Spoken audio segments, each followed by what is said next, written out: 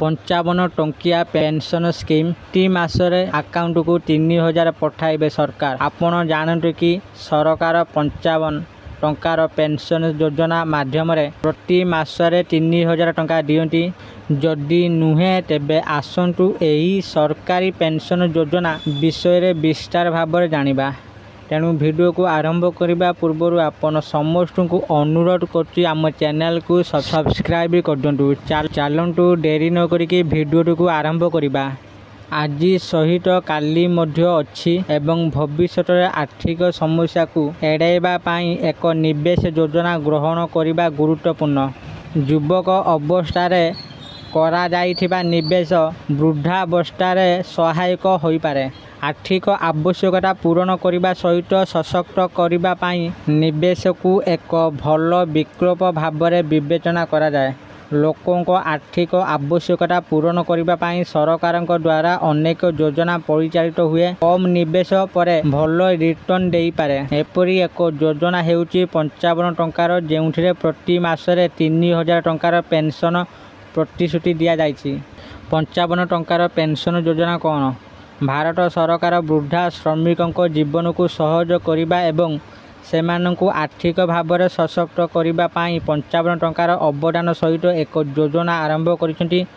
55 टंकार pension योजनार नाम हेउची प्रधानमंत्री श्रमयोगी मान धन योजना। यह अधीन आपण 55 टंका योगदान करें। एथिरे श्रमिकों तांको बयस अनुसार मासिक अवदान देवाक पड़िबो।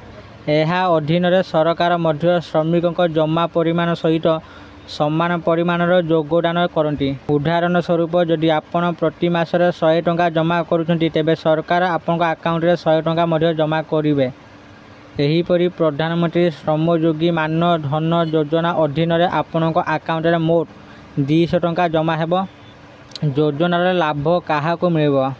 प्रधानमंत्री श्रमयोगी मान धन योजना 2019 रे आरंभ होइतिला।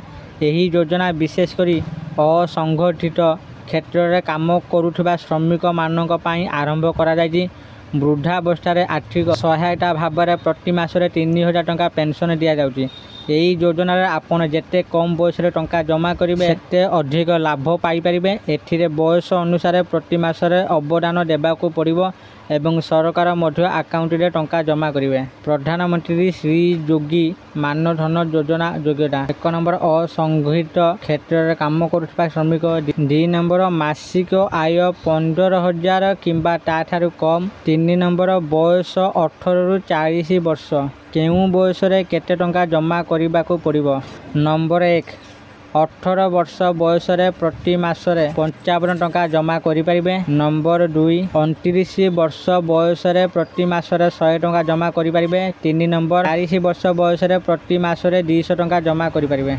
प्रधानमंत्री श्रमयोगी मान धन योजना अधीन 18 रु 40 वर्ष बयसर श्रमिक माने 55 टंकारु 200 टंका पर्यंत टंका जमा करि पारिबे। 60 वर्ष बयस पर्यंत टंका जमा करबाकू पड़िबो। 60 वर्ष हेबा पर सरकार प्रति मासरे 3000 टंका पेंशन दियंती। प्रधानमंत्री स्वास्थ्य योजनार लाभ किए पाइबे नहीं? 1 नंबर मासिक आय 15,000 टंकारु अधिक। नंबर 2 आयकर डाटा। नंबर 3 EPFO सदस्य। नंबर 4 NPS सदस्य। नंबर 5 ESIC सदस्य। PMSYM योजना पाई किपरि आवेदन करिवे? आपणक निकटस्थ CSC कार्यालय को जाई आवेदन करिपारिबे। जदि आपण चाहती तेबे आपण PMSYM सरकारी वेबसाइट मान धनरु मध्य एही योजना पाई आवेदन करिपारिबे। आपन को संचय खातार IFSC सूचना देबाकू पड़िबो। आधार कार्ड को एक डॉक्यूमेंट भाव में दाखल करबाकू पड़िबो। संचय बैंक खाता पासबुक फोटोकॉपी किंबा खाता नंबर देबाकू पड़िबो। आवेदन प्रक्रिया समाप्त हेबा पर श्रमयोगी पेंशन खाता नंबर दिया जिवो। यह सहित एक कार्ड मध्य दिया जिवो जहा श्रमयोगी कार्ड। आशा करछि आपण मानकु एई भिडियोटी निश्चित भाव में भल लागिथि। जदि आपण मानकु एई भिडियोटी भल लागुछि दया करी एई भिडियो को लाइक शेयर और कमेंट करंतु। आ आपण माने जदि चाहुचंती एई 55 टंका स्कीम रे जोड़ी हेबा पई तो आपण माने जोड़ी होंतु। यदि आपण मानकु ए वीडियो भल लगी थाए प्लीज ए वीडियो को लाइक शेयर कमेंट करंतु आ ए वीडियो को बहुत मात्रा निज सांग साथी मान पाखु शेयर करंतु आ जो मैंने आम चैनल को सब्सक्राइब करना प्लीज आपण मैंने आम चैनल को एवं ही सब्सक्राइब करूँ। आज ये पुणी देखा आउ एक वीडियो रही नमस्कार समस्त को धन्यवाद।